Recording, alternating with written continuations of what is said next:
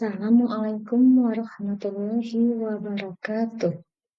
Perkenalkan, saya Umi Atia dari SMP Negeri 1 Tanjung Priok, CGP Angkatan 11, Ogan Komering Ilir, Sumatera Selatan.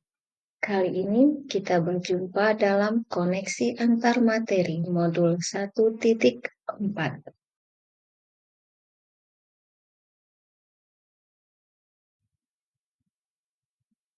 Kesimpulan mengenai peran saya dalam menciptakan budaya positif di sekolah dengan menerapkan konsep-konsep inti seperti disiplin positif, motivasi perilaku manusia, posisi kontrol restitusi, keyakinan sekolah atau kelas, segitiga restitusi, yaitu budaya positif sangat diperlukan untuk mewujudkan pendidikan yang berpihak pada murid. Sebagai seorang pendidik, guru bertanggung jawab untuk mewujudkan budaya positif di lingkungan sekolah.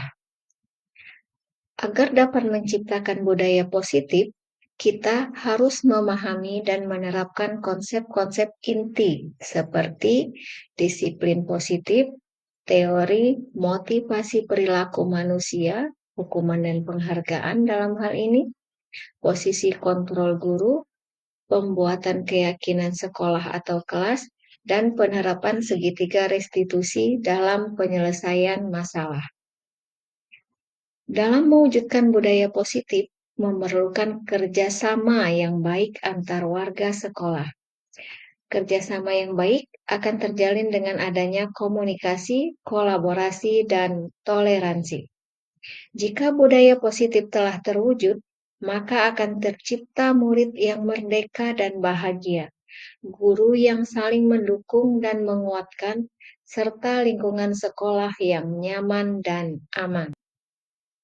Tujuan dari disiplin positif adalah menanamkan motivasi pada murid-murid kita, yaitu untuk menjadi orang yang mereka inginkan dan menghargai diri sendiri dengan nilai-nilai yang mereka percaya. Ketika murid-murid kita memiliki motivasi tersebut, mereka telah memiliki motivasi intrinsik yang berdampak pada jangka panjang, motivasi yang tidak akan terpengaruh pada adanya hukuman maupun hadiah. Mereka akan tetap berperilaku baik dan berlandaskan nilai-nilai kebajikan karena mereka ingin menjadi orang yang menjunjung tinggi nilai-nilai yang mereka hargai atau mencapai suatu tujuan mulia. Jadi, secara umum, disiplin positif adalah suatu pendekatan untuk menerapkan disiplin dari dalam diri anak tanpa hukuman dan hadiah. Teori kontrol. Makna kontrol pada dasarnya adalah kita tidak dapat memaksa murid untuk berbuat sesuatu jikalau murid tersebut memilih untuk tidak melakukannya. Walaupun tampaknya guru sedang mengontrol perilaku murid, hal demikian terjadi karena murid sedang mengizinkan dirinya dikontrol. Saat itu, bentuk kontrol guru menjadi kebutuhan dasar yang dipilih murid tersebut. Motivasi perilaku manusia. Teori motivasi. Menurut Diane Goosen dalam bukunya Restructuring School Discipline menyatakan ada 3 motivasi perilaku manusia. 1. Untuk menghindari ketidaknyamanan atau hukuman. 2. Untuk mendapatkan imbalan atau penghargaan dari orang lain. 3. Untuk menjadi orang yang mereka inginkan dan menghargai diri sendiri dengan nilai-nilai yang mereka pahami. Hukuman dan penghargaan. Dalam menjalankan peraturan ataupun keyakinan kelas atau sekolah, bila mana ada suatu pelanggaran, tentunya sesuatu harus terjadi. Tindakan terhadap suatu pelanggaran pada umumnya berbentuk hukuman atau konsekuensi. Menurut Alfie Kohn, mengemukakan baik penghargaan maupun hukuman adalah cara-cara mengontrol perilaku seseorang yang menghancurkan potensi untuk pembelajaran yang sesungguhnya. Sedangkan menurut Kohn, secara ideal, tindakan belajar itu sendiri adalah penghargaan sesungguhnya. Posisi kontrol guru. Ada 5 posisi kontrol menurut Diane Gossen. 1. Penghukum. 2. Pembuat rasa bersalah. 3. Teman. 4. Pemantau. Dan yang kelima, sebagai manajer. Menurut saya, posisi kontrol yang paling baik diterapkan guru adalah posisi manajer. Fokus pada murid, bukan untuk membahagiakan guru atau orang tua. Di posisi inilah murid dapat menjadi pribadi yang mandiri, merdeka, dan bertanggung jawab atas segala perilaku dan sikapnya, yang pada akhirnya dapat menciptakan lingkungan yang positif, nyaman, dan aman. Adapun kebutuhan dasar manusia, merupakan seluruh tindakan manusia memiliki tujuan tertentu. Semua yang kita lakukan adalah usaha terbaik kita untuk mendapatkan apa yang kita inginkan. Ketika kita mendapatkan apa yang kita inginkan, sebetulnya saat itu kita sedang memenuhi satu atau lebih dari kebutuhan dasar kita, yaitu kebutuhan untuk bertahan hidup, kasih sayang dan rasa diterima, kebebasan, kesenangan, dan penguasaan. Maka, seorang guru, kita perlu memahami kebutuhan dasar murid. Keyakinan kelas dan segitiga restitusi. Keyakinan kelas adalah nilai-nilai kebajikan yang diyakini oleh kelas untuk menumbuhkan motivasi intrinsik dan budaya positif di kelas. Adapun segitiga restitusi merupakan proses menciptakan kondisi bagi murid untuk memperbaiki kesalahan mereka, sehingga mereka bisa kembali pada kelompoknya dengan karakter yang lebih kuat. Restitusi juga merupakan proses kolaboratif yang mengajarkan murid untuk mencari solusi atas masalah mereka dan membantu murid berpikir tentang orang seperti apa yang mereka inginkan menjadi tujuan mulia dan bagaimana mereka harus memperlakukan orang lain. Segitiga restitusi adalah alur untuk menegakkan keyakinan bersama di dalam kelas atau sekolah. Ada 3 unsur segitiga restitusi, yakni 1. Menstabilkan identitas, 2.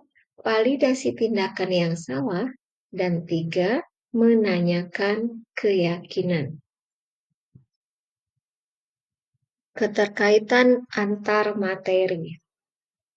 Modul 1.1 Filosofi Pendidikan Ki Hajar Dewantara, Modul 1.2 Nilai dan Peran Guru Penggerak, Modul 1.3 Visi Guru Penggerak, Modul 1.4 Budaya Positif. Dari kesemua bagian modul 1 ini, semuanya mengarah pada pembentukan profil pelajar Pancasila. Filosofi Pendidikan KHD. Pendidikan memberi tuntunan terhadap segala kekuatan kodrat yang dimiliki anak, agar ia mampu mencapai keselamatan dan kebahagiaan yang setinggi-tingginya, baik sebagai seorang manusia maupun sebagai anggota masyarakat.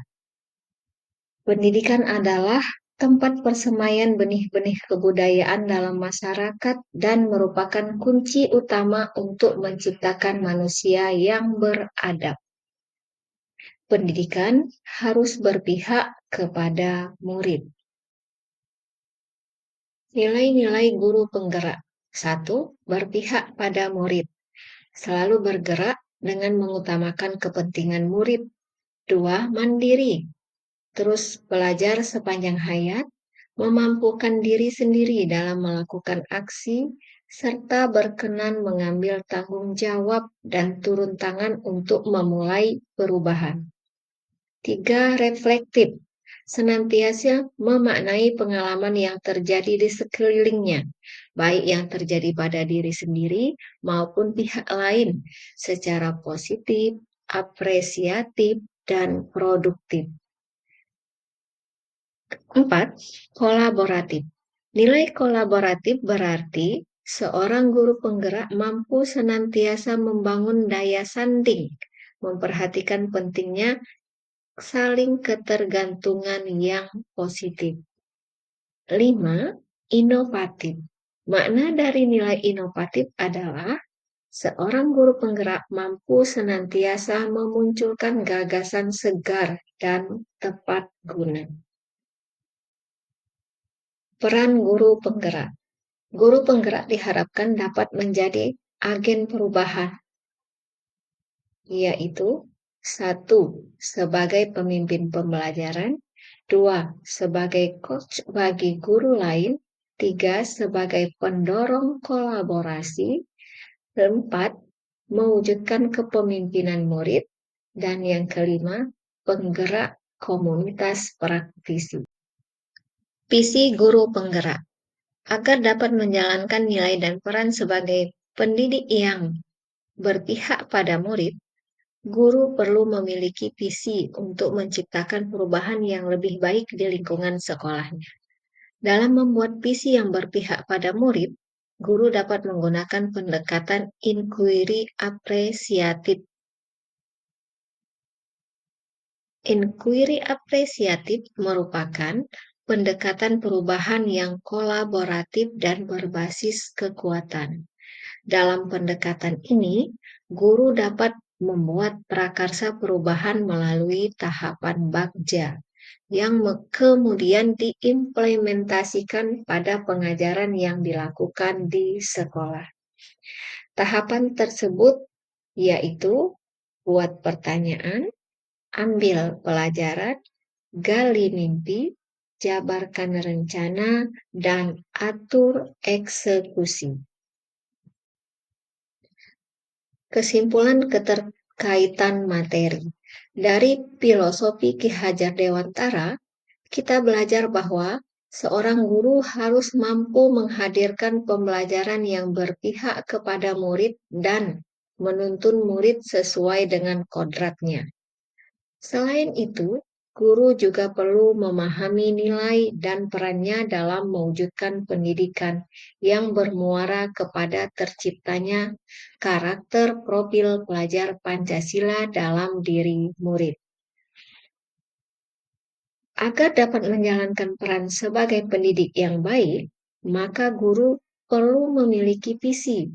Sebuah visi akan tercapai bila terukur, konkret, sistematis, dan terencana.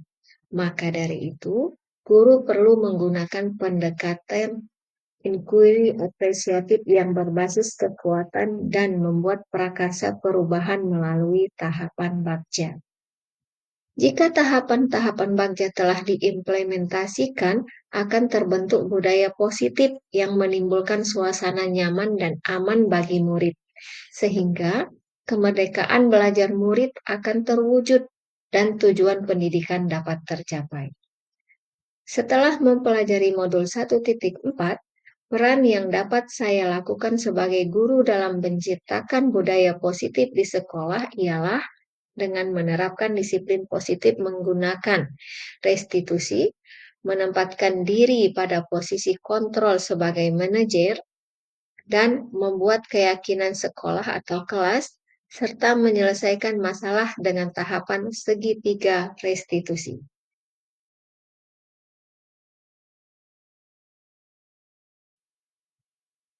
1. Saya sudah memahami konsep-konsep inti dalam modul budaya positif berkaitan dengan disiplin positif, teori kontrol, teori motivasi, hukuman dan penghargaan, posisi kontrol guru, kebutuhan dasar manusia, keyakinan kelas, dan segitiga restitusi.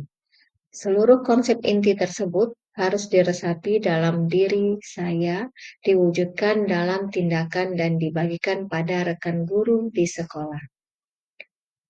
Adapun hal yang menarik bagi saya dan di luar dugaan saya adalah saat saya mempelajari motivasi perilaku manusia berupa penghargaan.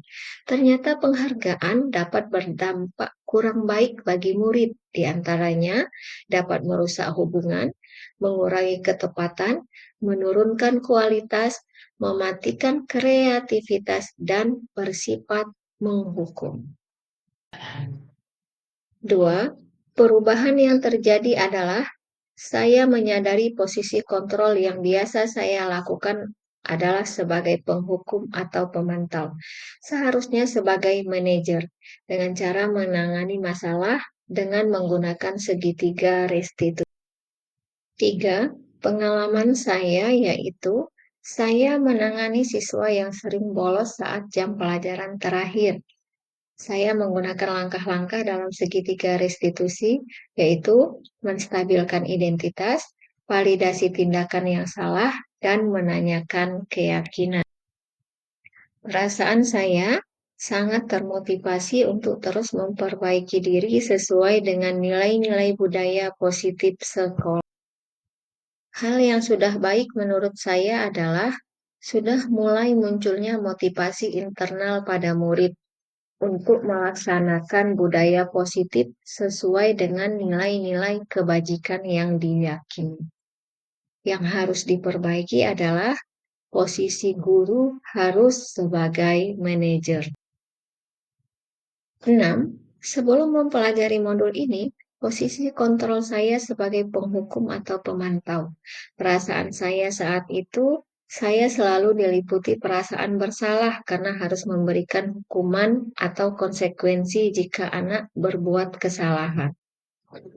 7. Sebelum mempelajari modul ini, saya pernah melakukan segitiga restitusi, namun saya hanya menggunakan satu tahapan saja, yaitu menstabilkan identitas dengan memberikan pernyataan setiap orang pasti pernah berbuat salah, atau dengan kata lain, tidak ada manusia yang sempurna.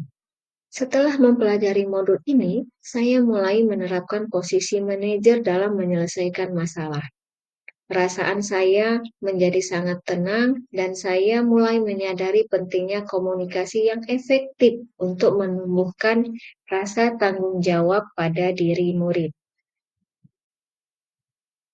8. Hal yang penting dipelajari dalam proses menciptakan budaya positif adalah melakukan kolaborasi antara sekolah dan orang tua murid. Agar budaya positif ini jangan hanya dilakukan di kelas atau sekolah saja, namun juga di rumah, agar menjadi suatu kebiasaan atau terbentuknya karakter dari diri anak saat berada di lingkungan sekolah atau di lingkungan dimanapun mereka berada. Terima kasih. Salam guru penggerak. Tergerak, bergerak, dan menggerakkan.